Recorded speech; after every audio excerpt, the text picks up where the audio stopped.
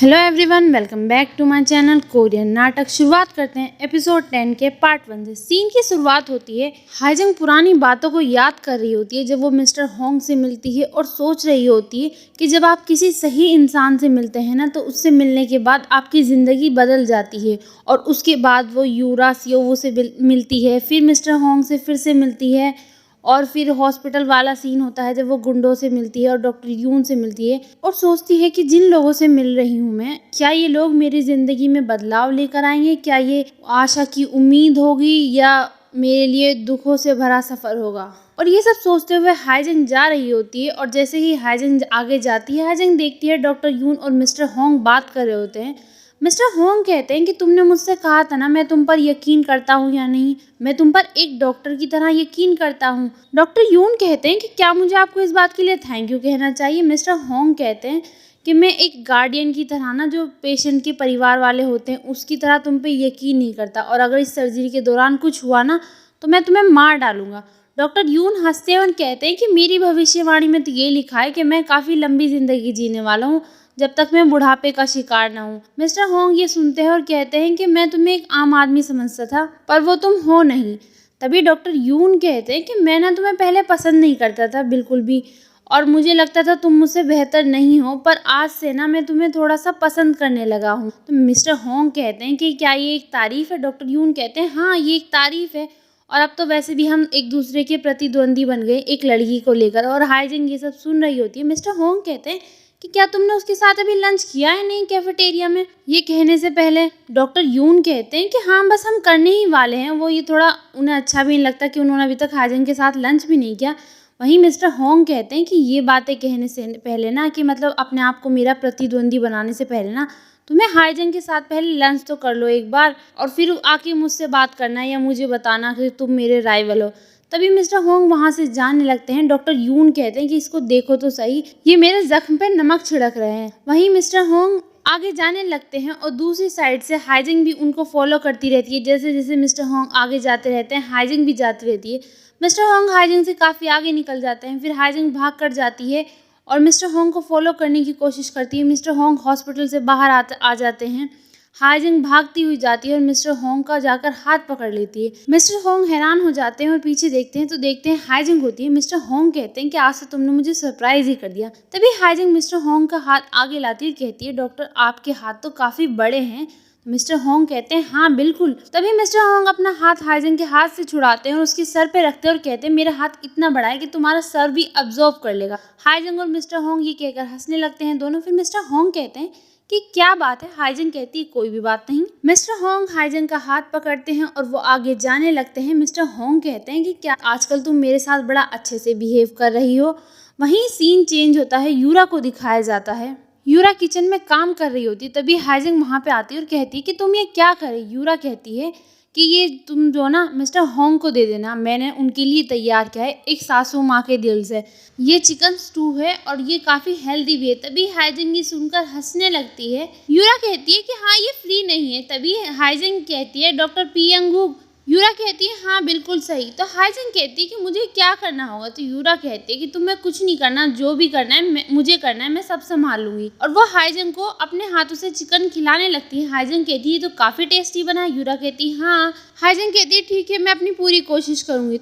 यूरा कहती है oh my dear. तभी हाइजिंग कहती है कि तुम्हें पता होता है मुझे कब क्या चाहिए। तो यूरा कहती है कि मिस्टर होंग तुम्हारे टीचर नहीं है, वो मेरे भी होम रूम टीचर हैं, यानी क्लास टीचर हैं, और जो एक बार मेरा टीचर बन रहा है वो हमेशा मेरे टीचर रहते हैं। तभी हाइजिंग कहती है कि चल हम शादी कर ले, और हाइजिंग हंसने लगती है। तो यूरा कहती है मुझे लगा तुम सच में कह रही हो।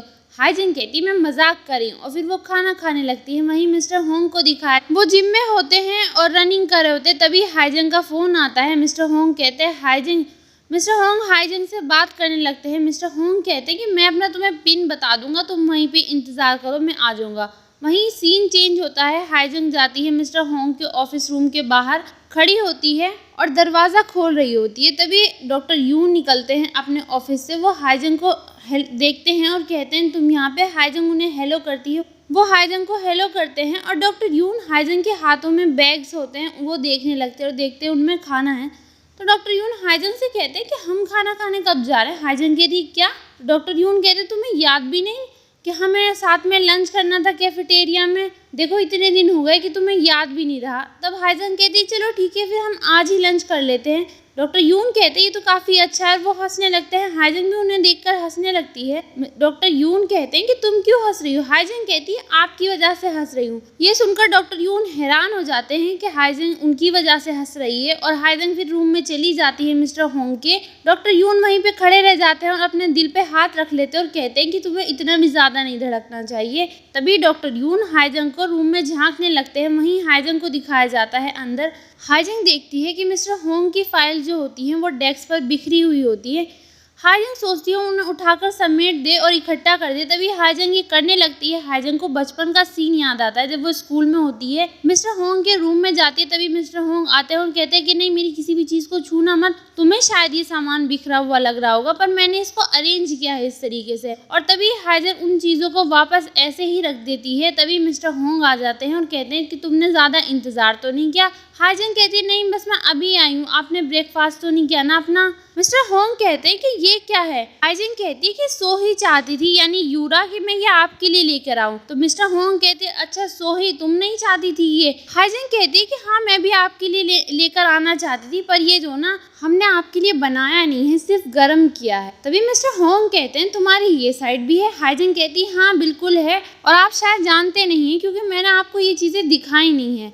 और हाइजन उन्हें कहती है कि लीजिए पहले आप सूप लीजिए थोड़ा सा फिर मीट खाइए। तभी मिस्टर होंग सूप पीते हैं और सूप काफ़ी गर्म होता है। मिस्टर होंग का मुंह जलने लगता है। तभी हाइजन कहती है कि आपको मालूम है मैं आपके पापा की सर्जरी में ना असिस्टेंट हूँ। मिस्टर होंग सूप पी रहे होते हैं, वो चिकन खा रहे होते हैं और कहते हैं हाँ मैं जानता हूँ। तभी मिस्टर होंग कहते हैं कि तुम्हें अपने दादी की सर्जरी के एनेस्थीसिया के रिकॉर्ड मिले।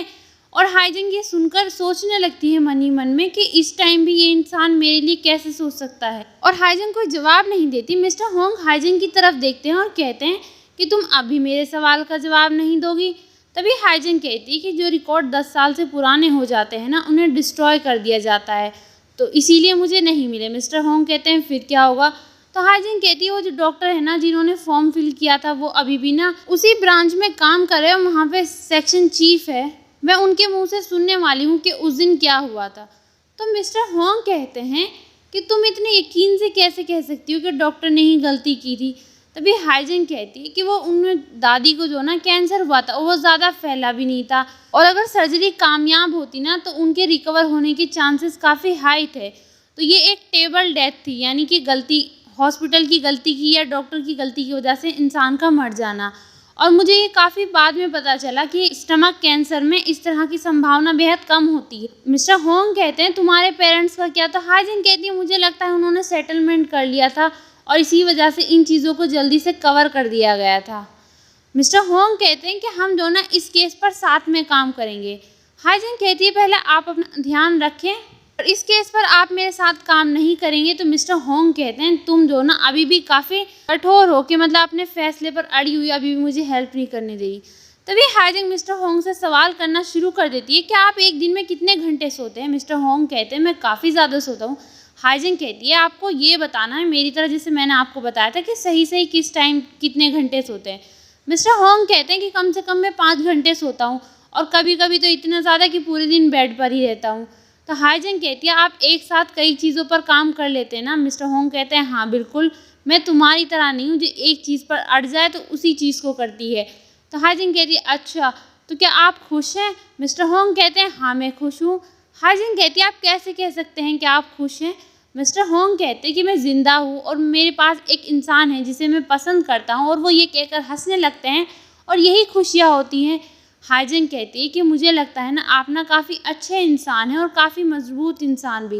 मिस्टर होंग कहते हैं कि तुम्हें अचानक क्या हो गया, इस तरह की बातें करी, कुछ हो गया क्या?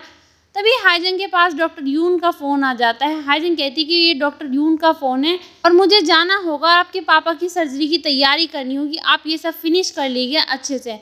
और यही कहकर हाइजन वहाँ से जाने लगती है। मिस्टर होंग खाने को अच्छे से खा लेते हैं और हाइजन को देखते रहते हैं। वहीं सीन चेंज होता है, सियोवू के पापा को दिखाया जाता है। वो अपने ऑफिस में आते हैं और अपने एम्प्लॉय से कहते हैं कैंग माल सून की फाइल का क्या हुआ। तो उनके एम्प्लॉय कहते हैं कि इनकी फाइल को डायरेक्टर होंग के कोड का इस्तेमाल किया गया है रीड करने के लिए। सियोवू के पापा कहते हैं कि सच में डायरेक्टर होंग ने किया है, तुम्हें यकीन है ना पक्का?